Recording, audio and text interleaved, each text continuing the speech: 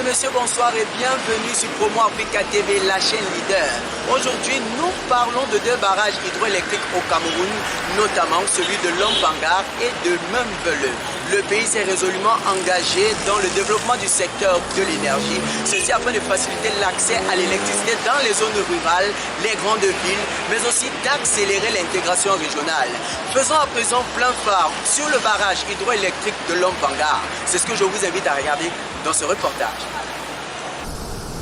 Construit dans la région de l'Est Cameroun, le barrage hydroélectrique de Lompangar présente déjà entière satisfaction pour les populations du Cameroun.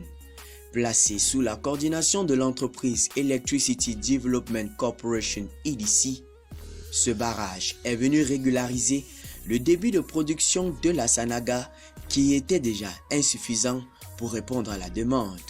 Aussi, augmenter la capacité de production des centrales existantes comme EDA et Songloulou et enfin, compléter l'aménagement hydroélectrique de ce grand fleuve.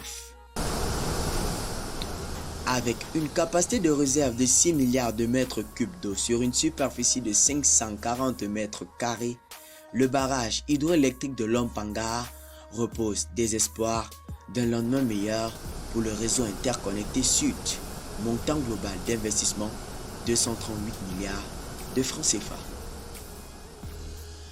Parlons dès lors du barrage hydroélectrique de Membele à 300 km de Yaoundé à Niabizam sur le fleuve Thème. C'est avec Aristide Kitio. La centrale hydroélectrique de Membele entre dans sa phase de production de l'énergie électrique au Cameroun. La fin des travaux de raccordement de la ligne 225 kV en provenance de cette centrale au poste 9030 de Mbalmayo est effective.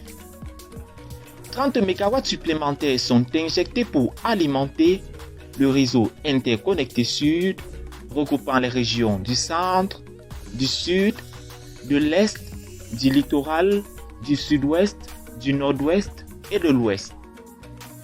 La conséquence directe de l'exploitation de ce barrage est qu'il met en arrêt définitif les centrales thermiques d'Ebolova, de Mbalmayo, d'Aala et d'Oyomaban, devenus trop coûteux à l'État du Cameroun.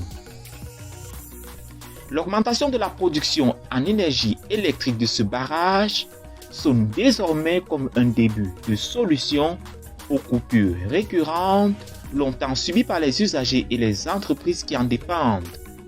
Un pas de plus vers le développement énergétique du Cameroun et par ricochet le développement touristique de la région du Sud, le barrage étant relié à une route nationale bitumée de près de 100 km à très haute valeur touristique. Voilà, c'est tout pour aujourd'hui. À nous revoir dans nos prochaines éditions. À très bientôt.